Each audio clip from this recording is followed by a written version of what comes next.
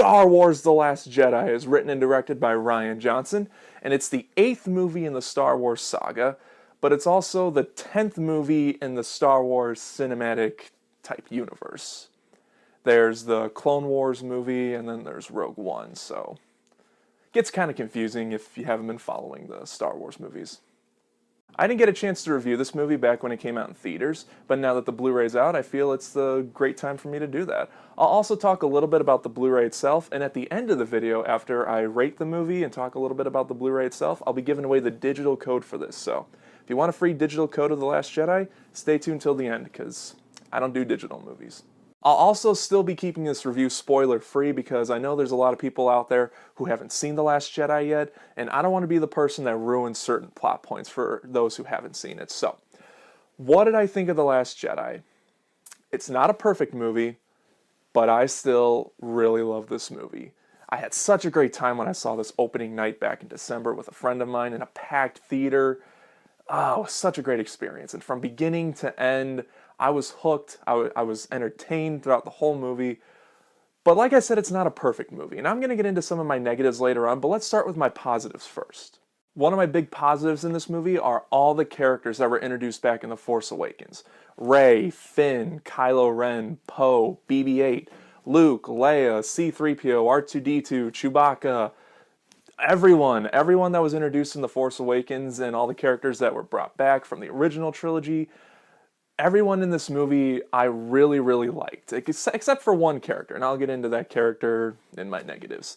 Another positive that I really liked about this movie is all the action stuff. The action stuff's great in this movie. It feels like it's not CG, you know? In the prequels, they were very CG heavy, but that was because CG didn't really advance, wasn't really up to par back in the 90s and 2000s. But here, all the space battles and all that stuff that requires CG, it's perfect. It feels like you're really there in the moment, and that's something that I can't praise this movie enough for. It feels so realistic. Also, a positive for me in this movie is something that I might get some hate comments about, but I really like the comedy in this movie. Oh, okay, hold it. Stop it. Let me explain. Just stop it! Let's be adults here, okay? Let me explain. I do like the comedy in this movie. I know a lot of people don't like it. That's fine if you don't like it. You like what you like, you don't like what you don't like. For me, I like the comedic moments. The point of the comedic moments is to get you to laugh. And if it gets you to laugh, fine. If it doesn't, fine.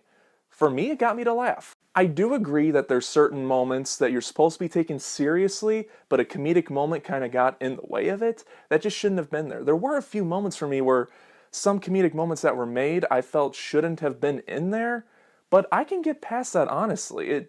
Because like I said, the comedy in the movie didn't bother me all that much.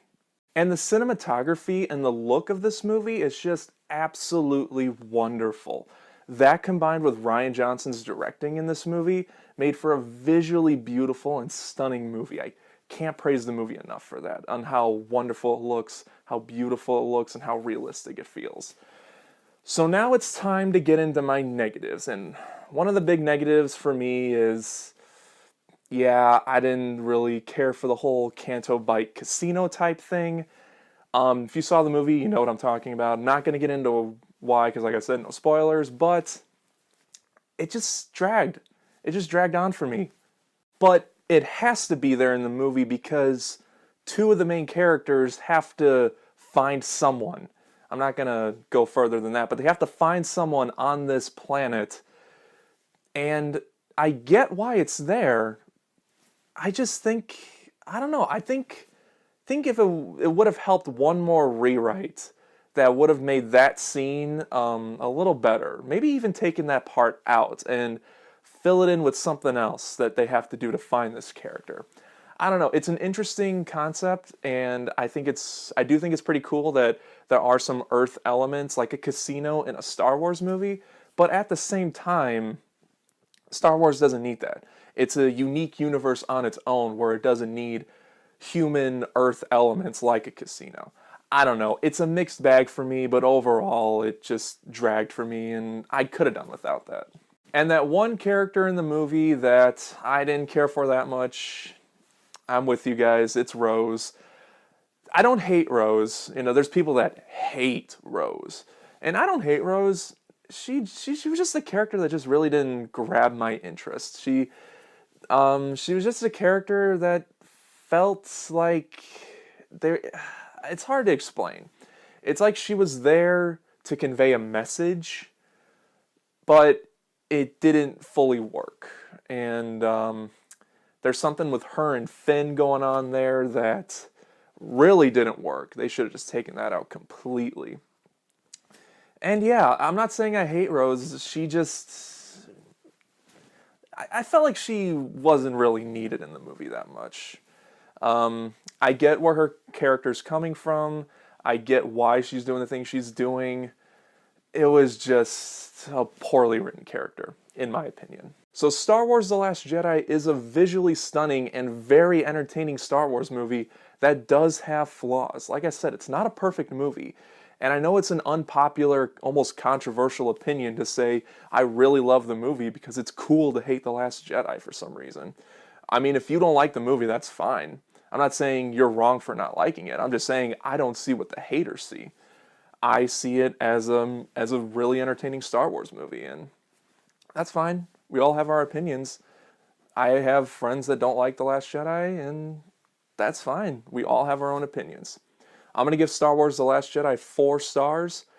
I don't know where it stands in my ranking of the Star Wars movies. I have to rewatch all the movies and do another proper ranking video. Maybe before when Solo comes out.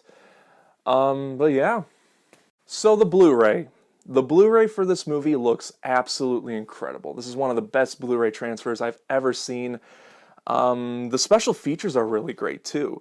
The special features include Director and Jedi, a full-length documentary with writer-director Rian Johnson, takes us on a very personal and intimate journey throughout his production of the movie. 14 deleted scenes with optional commentary by writer-director Rian Johnson, includes an alternate opening. I'll have to check that out. Balance of the Force, Andy Serkis live, one night only. 2 scenes from the movie featuring Andy Serkis riveting raw on-set performances before his digital makeover into Snoke. Scene breakdown, Lightning the Spark, Creating a Space Battle, Snoke and Mirrors, Showdown on Crate, and audio commentary with writer-director Rian Johnson. Those are great special features right there. It's a lot better than what Rogue One gave us, and it might be a little better than what Force Awakens gave us. I don't know, I'll have to take a look at all of them again, but the Blu-ray is really great.